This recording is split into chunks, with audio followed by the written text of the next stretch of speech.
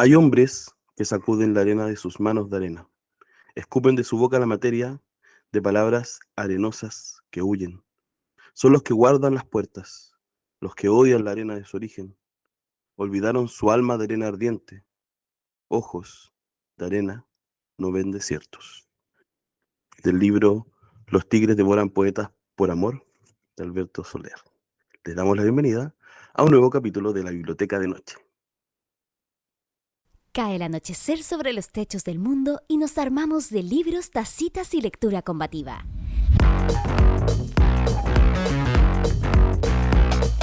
Encendemos el neón para abrir un día más la Biblioteca de Noche. La puerta está entreabierta para que te asomes y nos sintonices por Holística Radio. Se abren las palabras y encendemos nuestras mentes en este espacio radial para compartir el calor de las palabras en compañía de las voces tras los oficios del libro. Te estamos esperando frente a nuestros micrófonos con alta motivación y nuestras agüitas maliciosas de medianoche. ¡Comenzamos!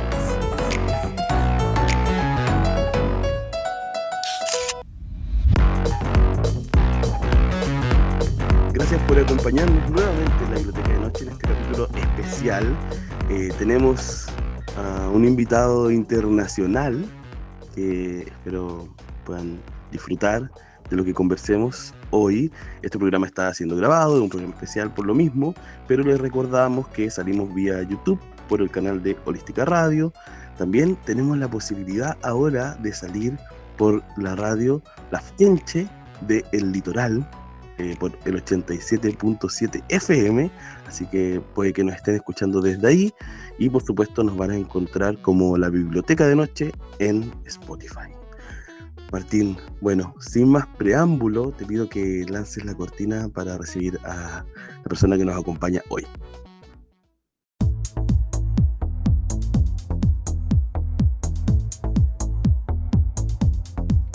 Las voces tras los libros.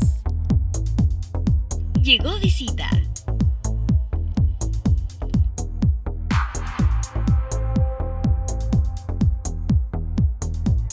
Alberto, bienvenido a esta Biblioteca de Noche. ¿Cómo estás? Estoy encantado de visitar este programa al que me he hecho un gran asiduo y creo que es uno de mis podcasts literarios favoritos. Desde luego es el que más tiempo lo dedico últimamente. ¡Wow! Gracias. Nos sonrojas y creo que esto, si lo escucha el equipo, también se va a sonrojar. Gracias por escuchar la Biblioteca de Noche. Alberto, entonces si ya nos escuchas, sabes que tenemos una pregunta ritual inicial. Queremos saber quién eres, a qué te dedicas y tus obsesiones actuales. Cuéntanos. Bueno, pues mi nombre es Alberto Soler, soy técnico de juventud en el Ayuntamiento de Cartagena, en España, y mi principal labor es la de coordinar un proyecto de larguísimo recorrido que se llama Mandarache. Es un proyecto de educación lectora que logra cada curso escolar vertebrar un jurado compuesto por más de 7.000 jóvenes organizados en comités de lectura de 3 Cartagenas del mundo, la Cartagena de España, la Cartagena de Indias en Colombia y la Cartagena de Chile. Este jurado internacional de personas jóvenes lectoras falla cada año este premio literario, que al final es un premio literario, pero en realidad es la fórmula o la excusa para levantar un proyecto en torno a la educación literaria y la educación lectora actual. Trabajamos principalmente con población de secundaria, pero yo creo que lo más bonito del proyecto, o lo que más me gustaría contarte, es que las figuras mediadoras, las figuras docentes son las que tienen la toma de decisiones y las que están como agentes principales levantándolo, ¿no? Y están un poco en la palestra dándolo todo las profesoras, sobre todo bibliotecarias, y tienen un espacio donde desarrollar su talento. Así que es una especie de estructura cómplice en la que participamos un montón de personas que venimos de un montón de instituciones distintas y casi todas de manera voluntaria, así que es un proyecto con mucho corazón. Eso es lo que yo hago. ¿Y qué me obsesiona? ¿Qué me obsesiona? Pues te diré que en los últimos tiempos, tal vez la pandemia ha tenido mucho que ver aquí, pero creo que esto viene de más lejos, me obsesiona la alegría, mucho. Pienso o he percibido y me preocupa bastante y he leído sobre esto y percibo como ya te digo, no sé si fue la pandemia o a lo mejor un burnout universal, estamos todas quemadas, tristes y, ¿no? Con las situaciones que vivimos en las sociedades actuales y percibo de verdad una enorme bajada de ánimos en mucha gente con la que trabajo, con la que convivo, con la que vivo, ¿no? Como una especie de tristeza latente y cuesta mucho a veces levantar otras energías. Y yo he aprendido, volviendo a Mandarache, que aunque suene baladí, una de las principales virtudes y lo que realmente hace valioso nuestro proyecto no es tanto que logre acercar a miles de jóvenes cada año a la literatura contemporánea desde un punto diverso, sino que creamos un lugar feliz, un espacio de alegría, como un paréntesis fuera del tiempo cotidiano en el que podemos encontrarnos, convivir, celebrar, ser lectoras y lectores. Y estoy muy obsesionado con eso y con no leer a hombres heteros blancos. No sé, llevo como 3 o 4 años que intento evitar leer a hombres heteros blancos. No, y no fue una decisión razonada, simplemente empezó a pasarme, ¿sabes? No sé, empecé lo que escogía para leer nunca era un hombre hetero blanco. Así que estoy, creo que, obsesionado con la deconstrucción. Gracias, Alberto. Oye, bueno, arrojas dos ideas que me parece importante tomar. Primero, hablas de la obsesión por la felicidad. En la biblioteca de noche, esta temporada particularmente, hemos venido hablando de ecoansiedad, de, bueno, la nostalgia, de todo lo que nos aqueja con este mundo, tanto en lo tecnológico, lo climático, lo político, están pasando muchas cosas. Pareciera que no es tan fácil encontrar ahí la felicidad y qué bueno que te estés dedicando a ello. Creo que es una buena obsesión, ¿sí? No sé si, capaz, mira, voy a dejar acá instalada la inquietud, te animes durante la entrevista a recomendarnos algunas estrategias para eso, si es que te animas solamente. Y lo otro que tomaste también es sobre los hombres blancos heteros. Y me gustaría preguntarte, ¿cuál fue el último hombre blanco hetero que leíste y que dijiste, bueno, ya, este se salva, queda? No, a ver, hay muchos que salvaría, pero mira, creo que el último hombre hetero blanco que leí fue Miguel Ángel Hernández con su novela que está publicada en Anagrama, que se titula Anoxia y que en realidad cuenta la historia. Es un libro que le regalaría a una persona fotógrafa porque él es profesor de historia del arte y hay muchísimas reflexiones en torno a la imagen, la fotografía, no solo como arte, sino también como memoria, como patrimonio cultural y algunas incluso se van hacia lo antropológico. Es un libro muy enjundioso que además sucede, la protagonista vive en un lugar que es muy especial para mí, que es el Mar Menor. Que es un mar que está sufriendo un desastre medioambiental en la actualidad y el lugar en el que pasé los veranos de mi infancia y por lo cual muchos estamos con lágrimas en los ojos. Entonces lo leí bastante emocionado. Él es una persona que vive en mi región, en la región de Murcia, y este fue el último hombre blanco entero que leí. Oye, Alberto, bueno, nombras lo del Mar Menor y me gustaría que ubicara a las personas que nos están escuchando desde la región del, bueno, el litoral, en el 87.7 por la radio Lafkenche, o en cualquier parte, porque estamos en una radio digital, así que nos pueden estar escuchando en cualquier lugar de Chile. ¿En dónde estás ubicado ahora? Si tuvieras que explicarle a alguien que nunca ha ido quizás a Europa ni a España, ¿cómo le explicarías dónde estás? Pues estoy a orillas del Mediterráneo. Si hablamos de litorales, que creo que vamos a hablar bastante del mar en un momento o en otro, estoy en las orillas del Mediterráneo, en la Cartagena de Levante, que se llama, ¿no? Fue una ciudad romana, cartaginesa, la llaman la trimilenaria, tiene 3.000 años de historia, tenemos muchísimo patrimonio, un teatro romano precioso y un montón de museos.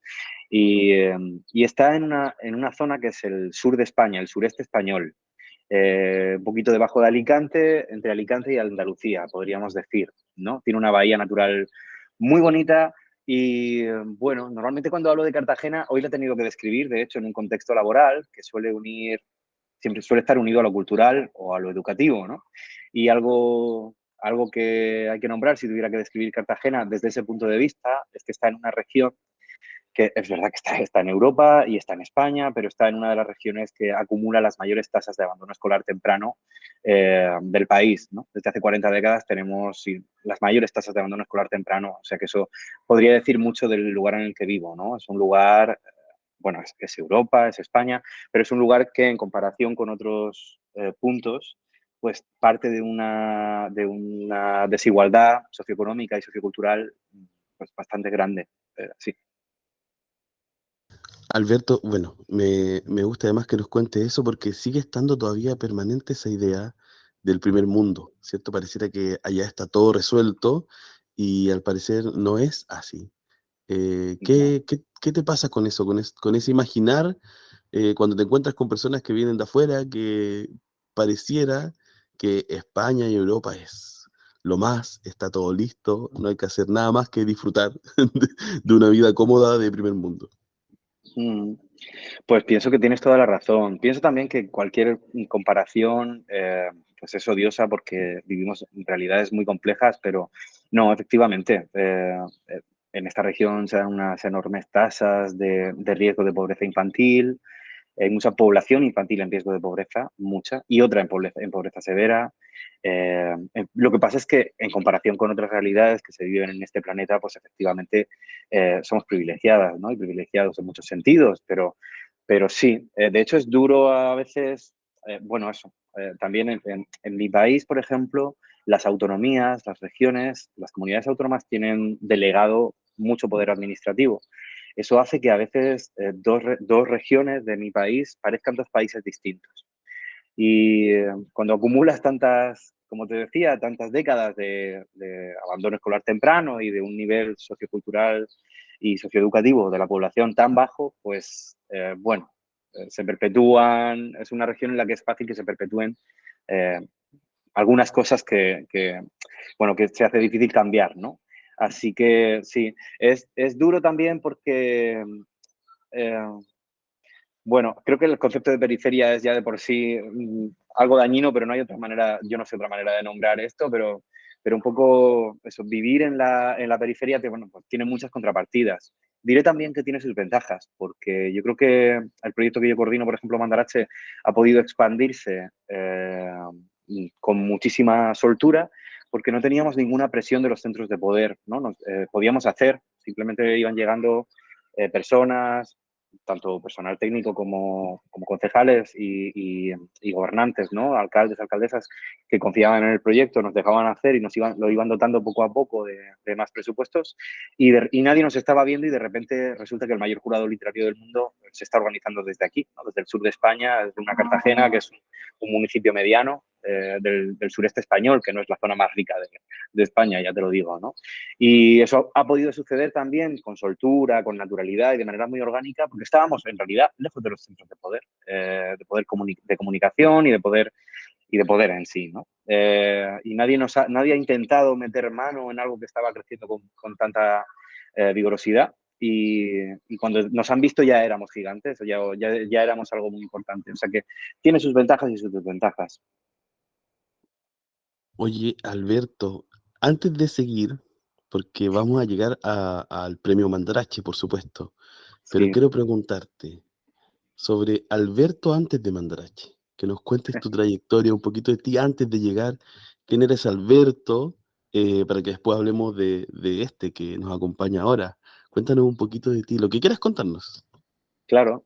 Pues nada, Alberto es una persona muy bajita que nació en un barrio obrero eh, y de padres obreros y bueno, pues que ha logrado, yo creo, o ha encontrado en la cultura, de manera general, en la educación también, de manera general, y sobre todo en las políticas de juventud de manera en particular, su vocación. Yo creo que soy una persona muy política y me encanta este concepto de la cultura que se aleja de la evasión y del entretenimiento, esta visión tan capitalista de lo cultural, ¿no? Que lo considera exclusivamente una industria o un lugar en el que descansar del trabajo. Yo creo que mis acciones se posicionan completamente enfrente de esos discursos. Y, y estoy en un lugar como técnico de juventud en el ayuntamiento que me permite efectivamente reunir esos dos mundos, ¿no? Que es el de las políticas de juventud, políticas de participación juvenil, de ciudadanía activa, con las políticas de transmisión cultural y de educación artística y literaria, ¿no? Y lectora. Así que eso sería yo. ¿Quién era yo antes? Pues era un niño pues, eh, muy organizado, muy vivo,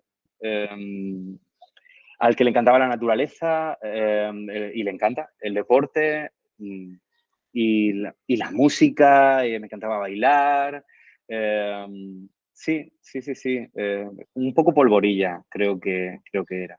Y nada, estudié en un instituto público, estudié en una universidad pública y tuve la suerte de que al poco de terminar mi carrera, eh, una asociación Scout con lo que en la que yo había estado de pequeño hasta los 17 y 18 años, tuvo que organizar un concurso nacional de la canción Scout y como yo hacía teatro en la universidad, que es algo que, bueno, siempre he tenido así como esa venilla artística, pues aunque yo ya no estaba en el grupo, yo ya era un poquito mayor y ya lo había dejado, nos llamaron a un par de personas, que una tenía más relación con las bellas artes y yo con lo teatral, para que les ayudáramos a hacer el trabajo que ellos tenían que hacer, que era organizar la presentación, cómo iba a funcionar todo eso. Y ahí me vio la Concejalía de Juventud trabajando con 23 añitos y me pidieron el teléfono por si había que hacer algo. Y cuando yo acabé mi carrera dije, Jolín, igual te dejo el currículum aquí, en este cole o en el otro. Yo iba como para ser profesor de lengua y literatura, no se me había ocurrido otra cosa. Yo hice filología hispánica. Pues les dejé mi currículum, igual que se lo dejé al resto. Y a los 6 meses me llamaron porque había llegado una subvención para un proyecto europeo y llevo allí 20 años. Así que ese era Alberto de antes de Mandarache y que llegó a terminar en el sitio en el que ahora hace Mandarache. Wow, oye, y 20 años en el proyecto Mandarache, que Casi, sí. wow, una relación larga, estable, con un proceso tremendo. Oye, Alberto, cuando dijiste lo de bailar, no puedo evitar pensar que me faltó nombrarlo y quiero nombrarlo. En uno de tus poemas, bueno, leímos al inicio un poema tuyo, y un poema se Sí. llama No eres buen poeta, pero sabes bailar. Y justo recién decía, ¿cierto? Que tienes ahí una conexión con la música, y claro, me suena lo que acabas de decir a este poema, bueno, de tu libro Los tigres devoran poetas por amor. Que cuando yo te pregunté si había escrito algo hace tiempo, cuando nos conocimos en vivo, me dijiste, bueno, sí, quizás, pero aparece este libro, ¿cierto? Oye, bueno, si quieres decir algo del libro puedes decirlo, pero ahora vamos a entrar a Mandarache. Vale.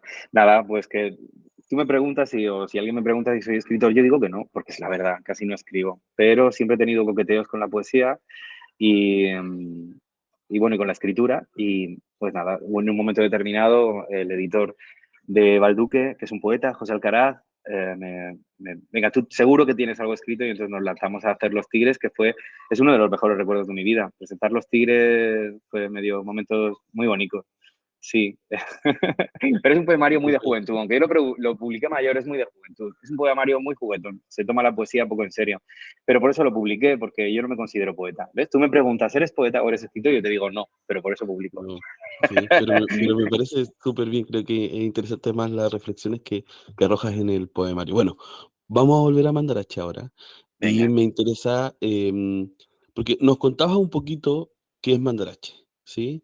Y me Mm, gustaría entrar por una pregunta que quizás permite reflejar lo que sucede con este proyecto, que es si las juventudes, les jóvenes, leen ujú. hoy.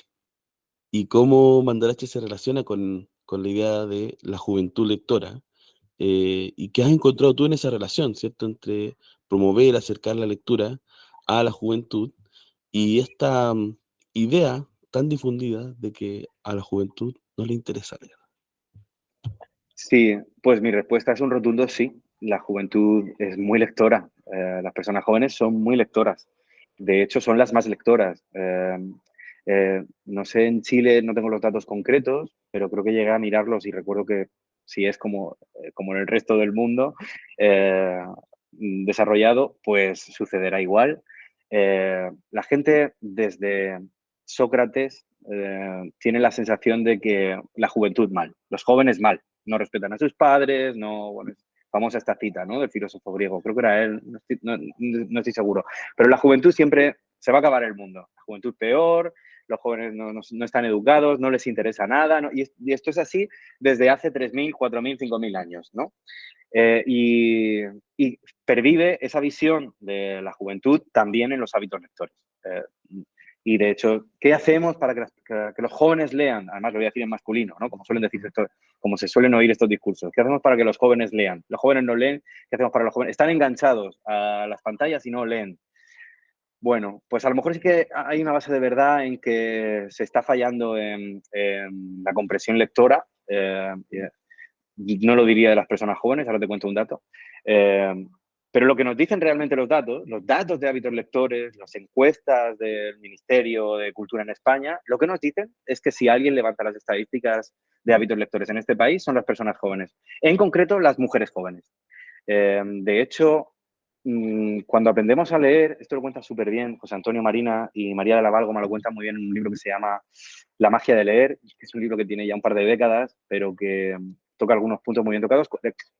Cuando somos pequeños, cuando estamos en la infancia, aprender a leer es como una magia muy especial y tiene un impacto simbólico en los ritos de madurez que es como brutal. Yo no sé si tú te recuerdas o los oyentes se recordarán a sí mismas diciéndole a su madre, a su mamá, a su papá, a su alguien, a un adulto o a una persona adulta, mira, ahí pone mercado, ¿no? Cuando estás aprendiendo a leer y sabes, cuando tú no sabes leer y ves a una persona adulta leer, para ti eso es una magia que no sabes cómo funciona, que es como, wow, esa vaina cómo va, ¿no? Y cuando aprendes a leer, quieres demostrárselo al mundo, quieres decir. Y yo creo que esa magia pervive en los primeros años de educación literaria en el cole o en casa, ¿no? Si las encuestas lo que dicen aquí a la población infantil es que hasta los 10, 12 años, cualquier niño, niña, niñe a quien le preguntes, ordena tus pasiones, tus hobbies, las cosas que te gusta hacer en tu tiempo libre, pues leer, si no está la primera, está la segunda. Y eso lo hace casi el 90% de la población infantil. Porque venimos de esa fuerza, de esa magia de haber aprendido a leer, ¿no? En la infancia. El problema es que a los 15 años, si lo ordenan, eso baja al 50%. Perdón, al 70%, por ahí, ¿no? Y a los 18 al 50%. Es decir, que no vivimos en un mundo en el que las personas jóvenes lo leen. Vivimos en un mundo en el que las personas jóvenes, cuando se insertan en la vida adulta, dejan de leer. Así que esto que estábamos haciendo para enseñar a leer, no lo estamos haciendo bien. No está funcionando, porque además si lleváramos 10 años haciéndolo, pero las políticas que ahora mismo, por ejemplo, se están desarrollando en España, o por supuesto se han cambiado un poquito, ¿no? Pero básicamente la fórmula es la misma que se implantó cuando los planes lectores en la transición. Llevamos 40 años manteniendo la misma fórmula, que es la de, bueno, en la educación formal, en el currículum se enseña algo que se tiene que enseñar, es muy importante, el canon literario, la historia de la literatura, y eso se conjuga con lecturas que hay que hacer unas 3 al año, una por trimestre, depende del currículum escolar del país, ¿no? Con lecturas voluntarias, bueno, perdón, de literatura que suele ser juvenil, en el que se intenta encontrar que se va a dar a las personas jóvenes algo que les guste para engancharlos a la literatura. Que además, cuando dicen literatura, quieren decir narrativa, de ficción. No quieren decir otra cosa más que narrativa de ficción. Y pues, cariño, no nos está funcionando la fórmula. La gente se cae. Así que hay que buscar otra. Eso es lo que pienso de si las personas jóvenes leen o no. Sí, creo que sí, que leen bastante, pero no estamos, tenemos que replantearnos cómo transmitimos la cultura del libro. No está funcionando. Y tú nombras también la literatura juvenil como esa herramienta posible para hacer leer. Pero yo entiendo que en Mandarache se alejan de esa categoría que ha estado y ha entrado fuerte en el mercado, ¿cierto? Editorial de literatura para jóvenes. Mm. ¿Qué es esta Sí, bueno, literatura o qué no es? ¿Qué no quieres que sea? Cuéntame un poquito de esas lecturas en Mandarache, cómo se vinculan o no con este concepto de literatura juvenil, por favor. sí. A ver, yo te cuento. Que creo que es fácil que logremos acordar que la literatura juvenil no es un criterio, o sea, llamada juvenil, pues no es un criterio literario, es un criterio extraliterario, es un criterio más que tiene que ver con los mercados, un criterio de mercadotecnia. Entonces, creo que podemos llamar literatura juvenil a cualquier libro que logremos que nos funcione para leer con jóvenes, ¿no? En un pacto educativo entre una persona joven y una figura mediadora, ¿no? Eh, a eso me refiero. Cuando Mandarache se diseñó, que lo hizo, bueno, lo hizo Patricio Hernández, que era de él es la idea, él era jefe de los servicios de juventud en aquel momento, él tuvo claro desde el primer momento que la literatura juvenil, o sea, y lo tuvimos claro en la redacción del proyecto, la literatura juvenil no podía ser el foco. Eh, sí queríamos que Mandarache sirviera para servir de puente hacia una madurez intelectual y literaria. Es decir, esto que estamos haciendo no nos está funcionando, vamos a intentar llevar a las personas jóvenes a la literatura desde su punto de vista, a la literatura actual desde su punto de vista más diverso. Lo que sucede con la literatura juvenil, que en los últimos años, yo creo que por fin, los últimos 10, 15 años, yo no soy un gran conocedor de literatura juvenil, pero sé que se está diversificando, por fin es más fácil encontrar en librerías literatura infantil y juvenil de editoriales independientes, y ya no tenemos solo algo que Freddy González explica muy bien, esta literatura de las editoriales de los planes lectores, ¿no? Las tradicionales, que intentan transmitir pues, unos valores, o no esta literatura juvenil de moralina, ¿no? O la literatura infantil y juvenil de los grandes grupos, que muchas veces explota la llamada literatura de evasión y entretenimiento y se centra más pues, en la fantasía o en la aventura o en los distintos géneros de literatura de evasión que podamos encontrar. Mandarache tuvo claro que en Mandarache tuvimos claro desde el principio que queríamos ir a otra cosa. Queríamos que la literatura sirviera para encontrarnos y para hacernos preguntas sobre el mundo en el que vivimos, quiénes somos, a dónde vamos y de qué va todo esto. Es decir, libros pues bueno, la literatura de entretenimiento es una maravilla, ¿eh? Y por supuesto, la defenderé siempre y es de hecho, a lo mejor uno de los mejores comienzos que puedes tener en lo literario. Pero creo que las instituciones cometen un gran error si constriñen el fomento de la lectura a la narrativa de ficción de entretenimiento. O sea, estás constriñendo un arte que es hiperdiverso a una cosa muy concreta y muy de mercado. Y en Mandarache lo tuvimos clarísimo.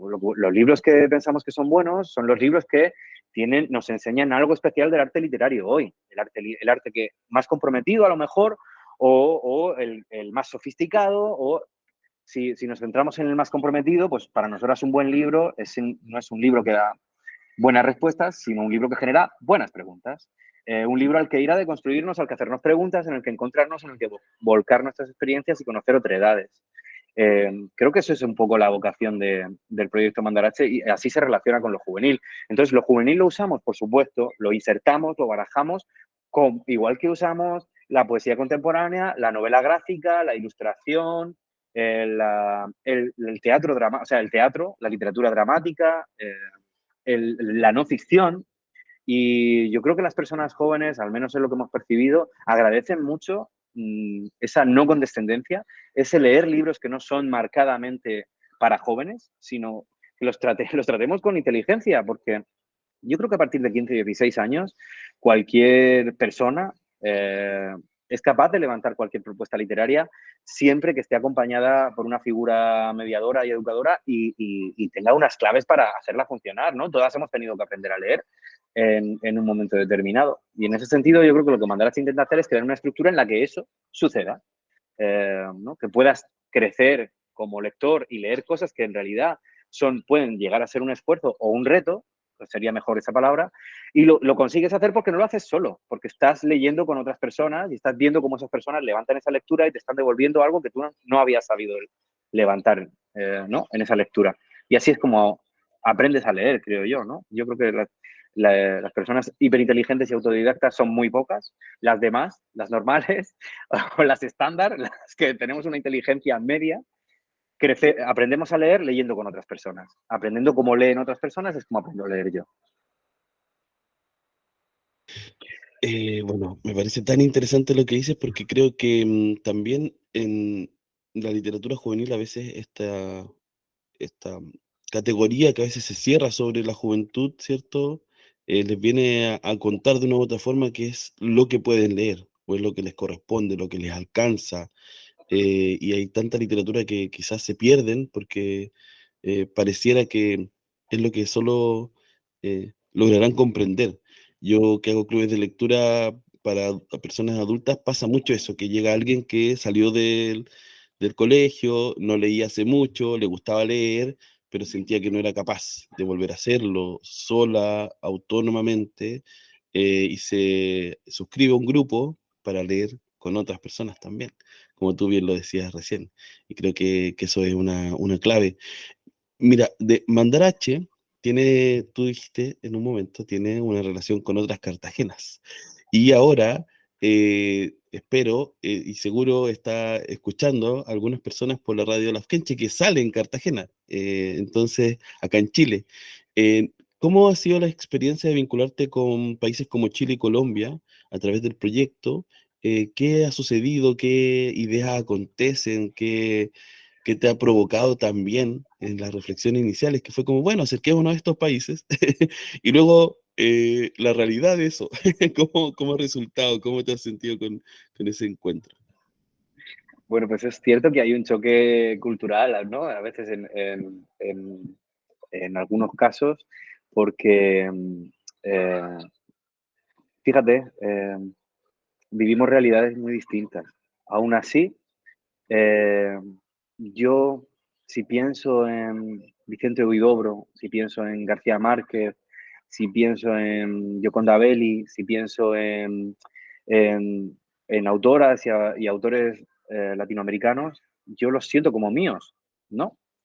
¿Y eso por qué es? Pues porque a lo mejor siento que mi matria es mi lengua madre y tiene 500 millones de habitantes.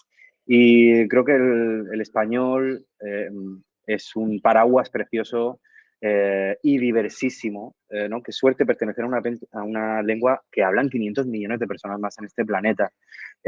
¿Cuántas experiencias de vida distintas podemos volcar en propuestas artísticas, literarias?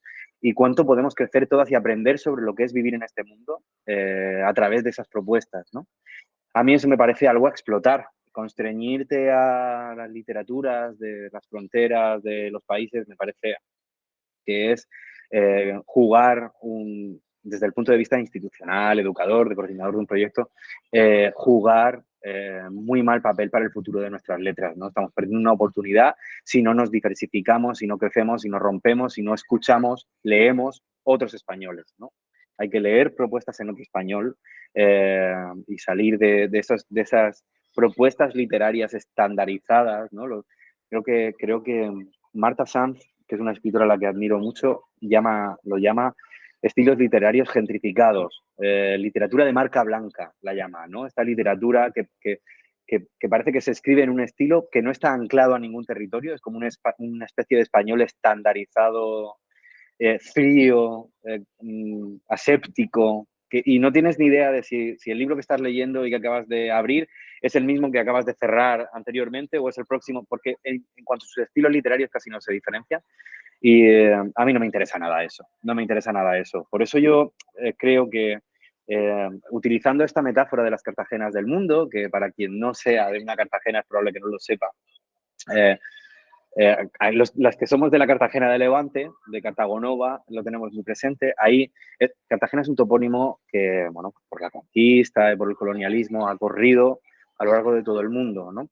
Y a partir de utilizar esa metáfora, aunque sea de una manera laxa, de utilizar los topónimos de y las cartagenas que hay por el mundo, vertebrar un proyecto internacional de educación lectora que ponga en contacto a docentes, estudiantes, instituciones en torno a cómo enseñamos a leer, incluso vertebrar un jurado internacional de comités de lectura formados por jóvenes de distintos países de Iberoamérica, pues parece ilusionante, parece ilusionante. En Mandarache, bueno, el primer premio Mandarache lo ganó un argentino, Guillermo Martínez, y en algunas ocasiones hemos tenido, bueno, y el penúltimo, una argentina también, Samantha Schweblin. Es decir, que hemos tenido autores y autoras latinoamericanas participando como finalistas en el proyecto o en el premio, incluso como ganadoras. Pero siempre no, ¿por qué? Porque el órgano de selección de esos textos, que es el grupo promotor del proyecto, que como te he dicho lo conformaban bibliotecarias y profesoras en su mayoría, hemos sido personas que hemos querido estar atentas a eso, pero siempre hemos estado constreñidas a lo que se publica en nuestro país. que no vivimos en el peor momento de distribución de títulos. Hemos tenido, supongo, momentos peores, pero aún así está muy constreñido lo que se distribuye en un país o en otro cuando somos tantos países creando arte literario bajo el mismo paraguas, ¿no? Que es nuestra lengua. Y creo que perdemos como te decía, una oportunidad de leer otros españoles si distribuyéramos mejor. Y bueno, creo que Orillas Mandarache, que es esta línea internacional del proyecto, que es de la que tú hablabas, puede ser pues la mejor oportunidad de futuro del proyecto y puede lograr crecer y convertirse en un lugar en el que demostrar que se puede hacer de otro modo y que es rico hacer de otro modo, ¿no? No cerrarnos, sino abrirnos, hacernos permeables y empezar a leernos las unas a las otras y a trasvasar textos que no se están publicando en el otro país y hacer compras internacionales de libros y ponernos internacionalmente a ponernos de acuerdo a leer cosas que no se publicaban donde yo vivía, ¿no? Y creo que eso es ilusionante, creo yo, sobre todo en el contexto de un proyecto educativo. Claro, y bueno, y también creo que ilusionante para los jóvenes que participan de tanto de España, de Colombia y de Chile encontrarse. En el Congreso Orillas yo conté acá hace unos programas atrás la experiencia, brevemente, porque tampoco nos dedicamos a contar tanto sobre lo que hacemos, más escuchar a las personas que nos visitan en la biblioteca de noche. Y me parecía muy interesante las reflexiones que tenían allá en el Congreso, el primer Congreso Orillas Mandarache que se realizó este año, que me parecía alucinante cómo podían imaginar que la literatura se puede desmitificar, desarmar algunos mitos que han ido levantándose, que parecieran barreras muchas veces para que se acerquen de otras formas a la literatura. Y bueno, ya estamos camino al final de esta entrevista, estimado Alberto. Estamos con las últimas preguntas y no quiero desaprovechar la posibilidad de también darte a ti la chance de que nos cuentes lo que creas que falta contar de Mandarache acá, qué se viene si es que te arriesgas a contarnos un poquito del futuro de Mandarache o qué te gustaría que pasara, ¿sí? No tiene por qué ser concreto ni una planificación de Cartagán, sino lo que tú sientes que se está encaminando de este gran proyecto que es Mandarache. Pues bueno, creo que se encamina a un crecimiento de la línea internacional, sí lo creo. Creo que Cartagena en Chile se va a expandir fuertemente, o al menos así lo deseo. E igualmente en Colombia, donde colaboramos con un programa precioso que se llama Leer el Caribe. Y mi sueño sería que este grupo de técnicos de juventud, consultores de lectura, profes, estudiantes, que somos los don nadie de la cultura, consiguiéramos vertebrar un proyecto realmente fuerte y concitar las ayudas para que fuera estable y bien estructurado, ¿no? Porque creo que estamos haciendo algo que tiene mucho valor eh, y que sí, y que logra de algún modo cambiar la relación de la gente con el lenguaje, con los libros, con la vida y sobre todo con los demás, ¿no? Y que enriquece su visión del mundo. A veces hablamos y decimos, en el fomento de la lectura es horrible esto, que decir, no puedo ya con más metáforas de leer te hace libre, leer es viajar, ya son súper manidas y muchas de ellas huecas, pero algunas de ellas encierran alguna verdad y yo creo que cuando la gente dice leer te hace libre, antes deberían decir muchas cosas, pero se refieren a esto que yo te estoy contando, ¿no? Cuando uno se acerca, empieza a aprender que la literatura compartida puede ser un lugar para vincularse con otras personas, para conocer la intimidad, ¿no? El pensamiento íntimo de un personaje, de una autora, de una compañera de un club de lectura, un lugar donde vincularse y crecer juntas, eso te puede cambiar la vida para siempre, ¿no? Lo más bonito que sucede en este proyecto es cuando un crío, una cría, un ECRIE o una docente se acerca y te dice, esto me ha cambiado. O sea, como yo entendía todo y me ha cambiado a mí en lo personal y me ha cambiado. Cuando eso pasa es realmente emocionante. Y entiendes que tu materia de trabajo no son los libros, son las personas. Eh, y, y, bueno, eso es como muy feliz. ¿Qué espero? Pues que en Chile y en Colombia que Mandarache deje de estar liderado por Cartagena en España, que en Chile y en Colombia empiecen a crecer, a bombear y empecemos a darnos lecciones, entre comillas, ¿no? A enseñarnos las unas a las otras otros modos de hacer, otros modos de hacer.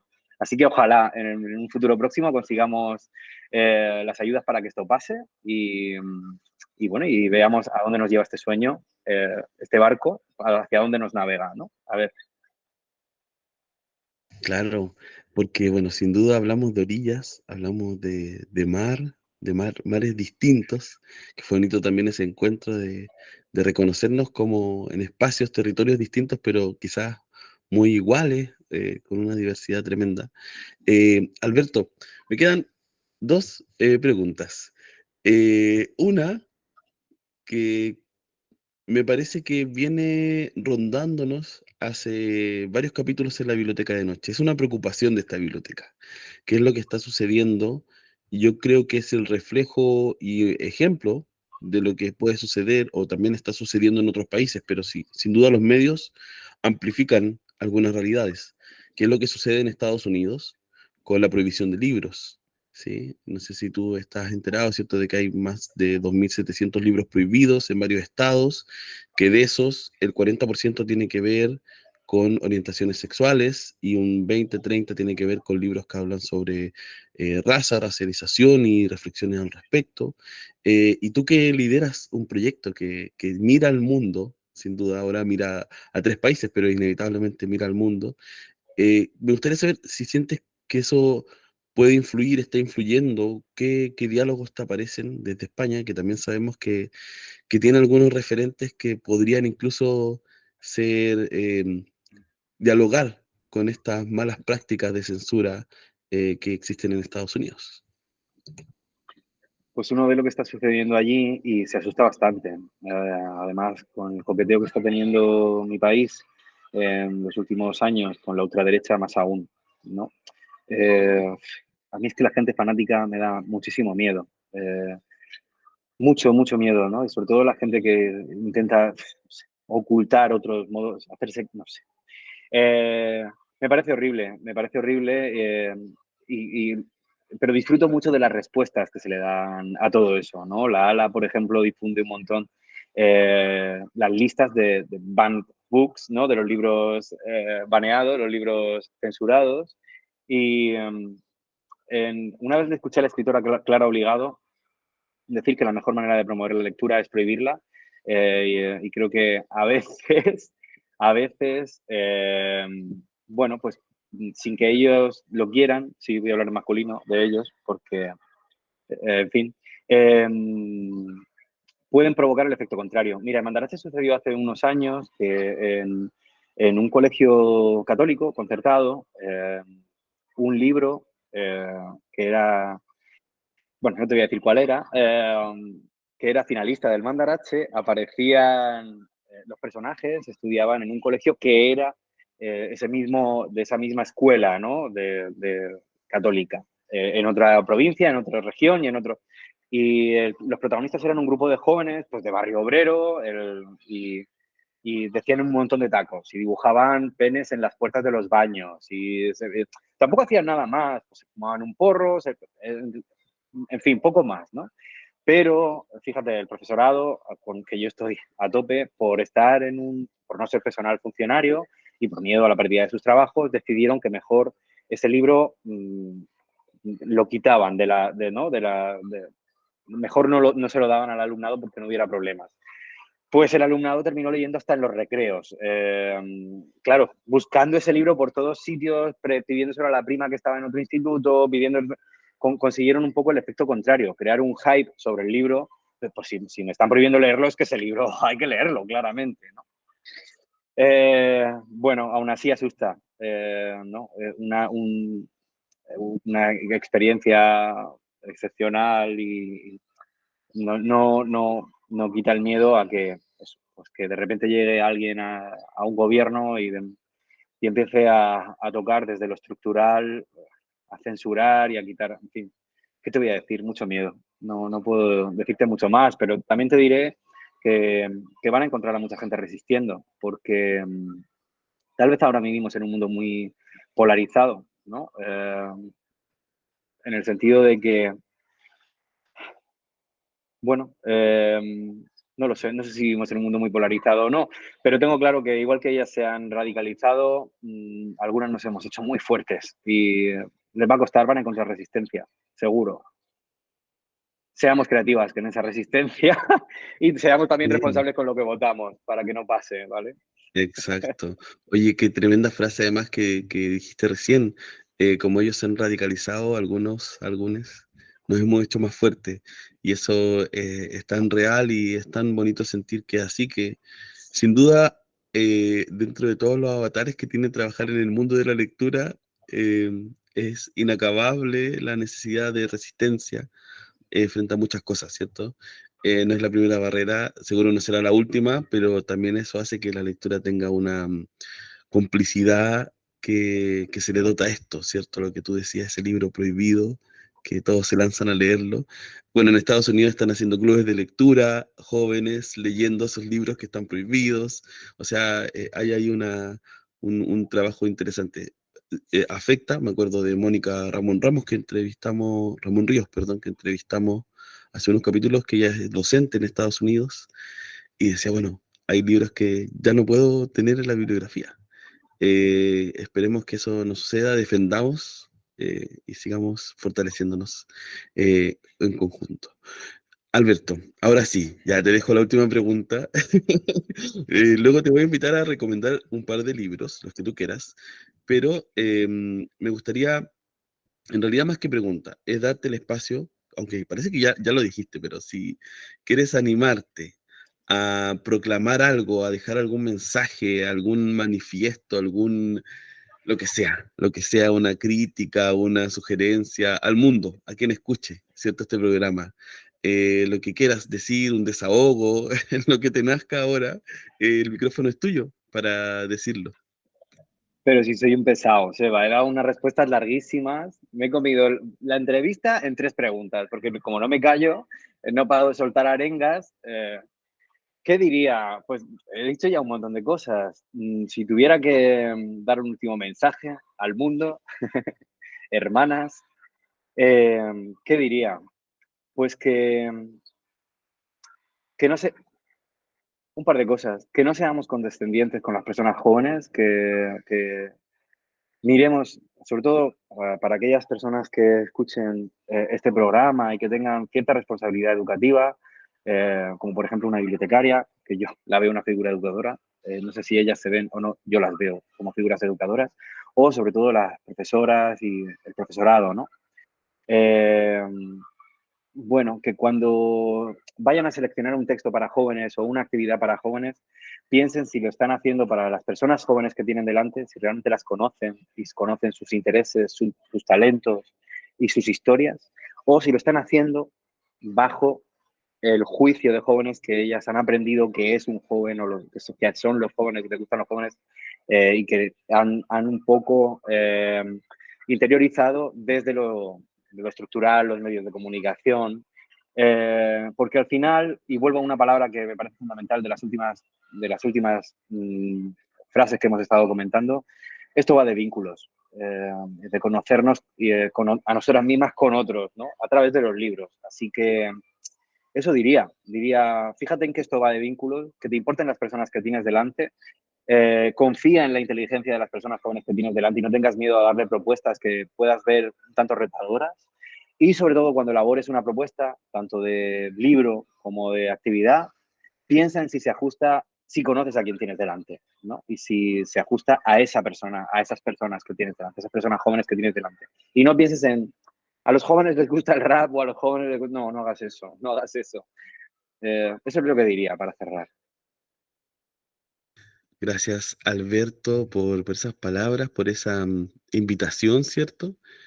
Me gustaría ahora pedirte, como lo nombré antes, un par de recomendaciones de libros. Sí, quizás tres.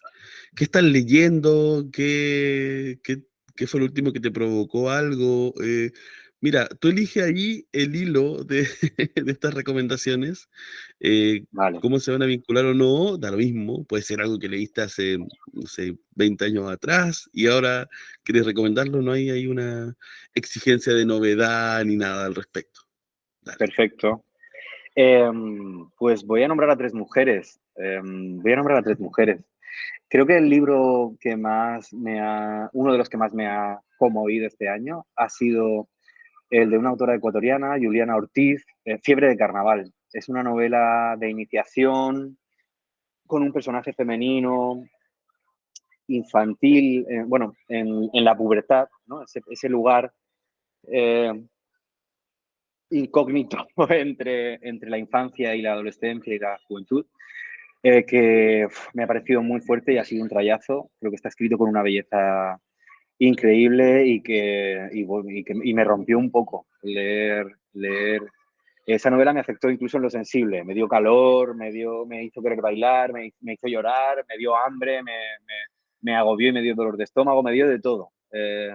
Me gustó mucho descubrir, era lo primero que leía de Juliana Ortiz.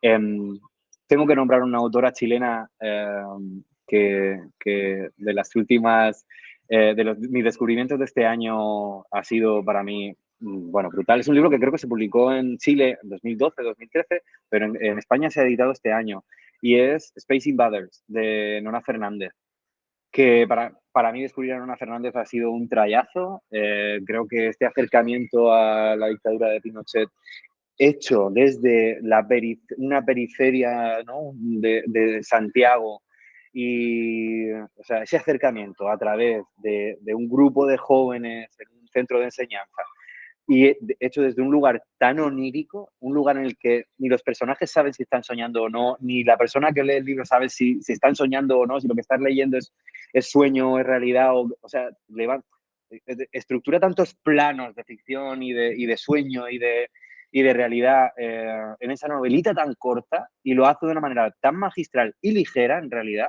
que me pareció magistral. O sea, pero ¿quién ha escrito esto y quién escribe así? Me parece, ha sido un gran descubrimiento para mí, Nona Fernández, que estoy seguro que es una gran recomendada en vuestro programa. Y quiero cerrar con una novela gráfica de una colombiana, Power Paola, que me recomendó una persona, que es Edgar Rodríguez, que estuvo en el Congreso de Orillas Mandarache, aquí en Cartagena, y es una persona, Edgar, que empezó como joven estudiante de Mandarache hace 6 años, hace 7 ya. La primera edición que hicimos, las primeras ediciones que hicimos de Orillas en Cartagena de Indias, pero que acaba de terminar su carrera y este año ya es docente del proyecto. Entonces, esa vuelta, ¿no? De que jóvenes estudiantes ahora empiecen a ser docentes y mediadores activas en el proyecto me parece brutal. Y es una persona, él, que me encanta. Y estábamos hablando de Persépolis y de repente me dijo él, pero tú sabes que hay una Persépolis colombiana, ¿no? ¿Cómo? Sí, sí, que hay una novela gráfica que es icónica, o para mí lo es, y en mi acervo lector lo es, que es Virus Tropical, de Power Paola. Y esta Feria del Libro de Madrid, que pude estar allí en unas jornadas muy chulas que se llaman Leer Iberoamérica Lee, y pude dar un paseo muy corto y diluviando por la Feria del Libro, logré ir a la caseta de Sexto Piso, que es la editorial que lo edita aquí en España, y comprar Virus Tropical. Y le doy la razón. De hecho, he llegado a regalarlo ya. O sea, ya lo tengo menos de un mes y ya lo he regalado. Virus Tropical de Power Paola. Estas serían mis 3 recomendaciones. Wow, oye, tremendas recomendaciones, Alberto. Hay una casa solapada que yo voy a tomar, porque hablaste de Leer Iberoamérica Lee, creo que se llama. Leer Iberoamérica Lee, sí. Exacto, que están disponibles en YouTube todas las conversaciones, ¿cierto? Los debates, las mesas redondas. Si lo quieren buscar, está súper interesante. Son varias horas. Pueden ponerse audífonos, caminar, hacer su vida para durante más o menos una semana escuchar todo, porque es bastante, dan ganas de anotar cosas. Yo lo escuché desde acá, segundo año que participo virtualmente. Está muy, muy interesante lo que sucede ahí. Bueno, ya, mira, estamos al final. Podríamos seguir hablando, se vendrán más entrevistas en un futuro. Y quiero comentarte, voy a dejar este dato acá, que a Juliana Ortiz Ruano, tuve la posibilidad bueno, la entrevistamos en la biblioteca de noche el año pasado, si no me equivoco, y además, por mi doctorado, aquí me voy a hacer autobombo, tengo un podcast que está en stand-by por ahora, pero va a activarse nuevamente, que se llama Provocar Biografías Literarias LGBTIQ+, y Bueno, entrevisté ahí a Juliana sobre su literatura, sobre su experiencia LGBTIQ+, allá en Ecuador. Bueno, ahí te lo recomiendo, Alberto, y a quien esté escuchando. Ahora, cerramos, Alberto, muchas gracias por todas tus palabras. Nos queda solamente, que es el ritual de cierre de nuestra entrevista, es que nos presentes la canción. ¿Te acuerdas la canción que nos sugeriste hace unos días? Sí, claro, sí, sí, sí, Cuéntanos sí. de ella y mándanos a escucharla. Gracias, Alberto. Pues mira, he seleccionado una canción muy viejuna y muy mariquita, creo, que entronca con mi infancia, porque la hizo muy famosa Marisol. Y es Mare Nostrum. La elijo en la versión de Rosita Fornés, porque sí, porque es la que más me emociona. Y esta canción todo el mundo la conocerá por Hola, hola, hola. Hola, hola, hola, no vengas sola. En realidad se llama Mediterráneo, Mare Nostrum. Y es una canción que, si escuchas la letra, que es muy bonita, habla sobre las distancias y, y cómo la contemplación del mar puede anularlas, ¿no? Entonces, es una canción que estuvo muy presente para mí durante el Congreso. Digo, esto es el himno del Congreso, claro, ¿no? Orillas Mandarache es el himno del Congreso. Y me hacía mucha ilusión compartirla contigo y con las amigas del programa, porque es una canción que las pocas veces que he pinchado en mi vida, que alguna vez he pinchado música en alguna fiesta, es mi canción de cierre. Así que para todas vosotras, Mare Nostrum de Rosita Fornés.